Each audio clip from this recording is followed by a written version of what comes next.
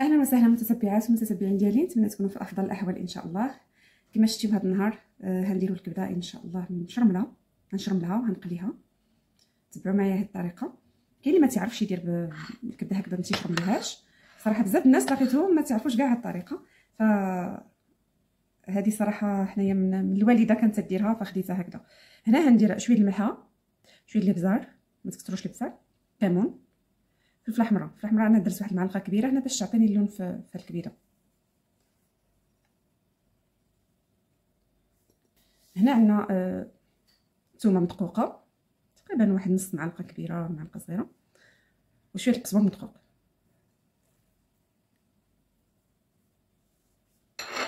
هنا تنديروا الخل، حنا ما تنديروش الحامض، من الاحسن تنديروا الخل. الخل تنديروه هكا شويه باش تشرم لنا بديك الخل، حتى ما تزيدوش الماء. غنخلطو مزيان، نخلط هادشي مزيان وعاد نرجع لكم. فهنا بعد ما شرملتها تنخليوها ترقد في هادشي، يعني في هاد الشرموله ديالها تبقى واحد ساعتين ولا 3 ساعات على الاقل باش تشرب مزيان ديك الشرموله وتجي طيبتها زوينه. انا النصيحه اللي غنصحكم هي الكبده تاخذوها الكبده العجل، لانها تكون فتيه وفي العضه ديالها ما تجيش قاصحه. مثلا بالليل كنتي فوتوها بالليل، من الاحسن شرملوها هي هذيك وخليوها في الثلاجه. الا كنتي تخبعوها في الكونجيلاتور خبعوها هكا مشرمله.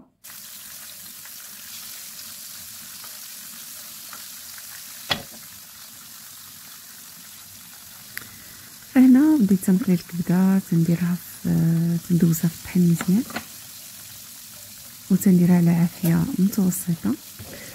في هذه الاثناء هنوجد الدنجال اللي هنرافقو مع هاد الكبده هذه. فانا خديت هنا جوج دنجالات هكذا كبار، غنقطعهم دائرين، اللي بغى يقطعهم على الطول يقطعهم.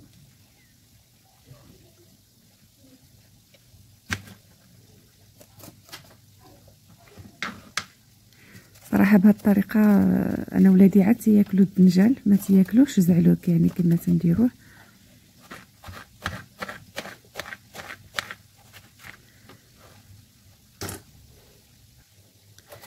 هندير هنا واحد لاماريناد اللي هندير فيها هذيك الدنجال، واحد الشريميله اللي سندير فيها انا 2 معالق كبار ديال الفورس، شويه د الملحه، شويه ديال الثومه نص معلقه هكذا ولا معلقه صغيره.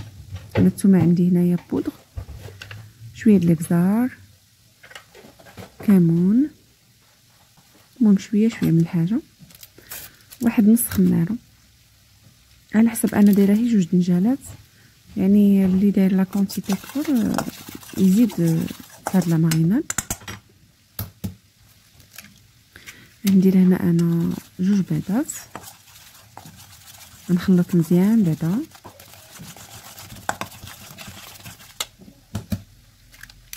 حتى ما تيبقاش لينا داك الطحين مكور.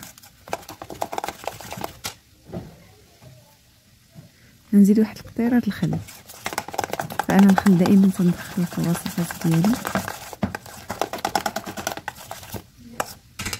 باش يجي ديك الدنجال مفشفش وزوين. فتنرقدو هكذا هي واحد شويه على ما كنت تنقلي ديك الكبده، فخليته واحد شويه هكا يرقد. الا عندكم الوقت ديروه بكري هكذا وخليوه. هنا نحضر معكم لاصوص اللي هنرافق بها هاد الطبق ديال الكبده. فهنا انا خديت لاصوص طوماط، يعني ديروها كما بغيتي، وانا خديت فقط هذاك لاصوص طوماط اللي تتكون تتباع يعني واجده. درت الثومه بودغ، شويه د الابزار، نسموها باش ما بغيتي، شويه د الملحه، هنا شويه د الكمون، ومعلقه ولا 2 معالق ديال الخل. تنضيفوا لها شويه المعدنوس، واحد القطيره ديال الزيت، وتنردوها فوق العافيه تغلي هي واحد شويه، ما خصهاش تشرب يعني تبقى لاصوص شويه خفيفه. تنرافقوها مع الطبق ديالنا. هذا هو الطبق ديالنا اللي تيجي تندير معاه حتى الفريت. تقدموا باش ما بغيتيو، تقدروا ديروه مع الروز يعني باش ما تشهيتيو هاد الكبده.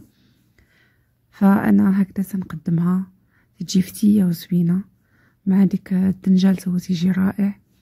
اللي بغى يديرها في الباكيت، فالوليدات تيبغيو هكذا ساندويتشات. وتنقول لكم الصحه والراحه وتبارك الله عليكم. شكرا على التشجيع ديالكم. اللي عاد دخل القناه تنقول له مرحبا به، ما تنسونيش من لي جيم وتابوناو ليا. تبارك الله عليكم.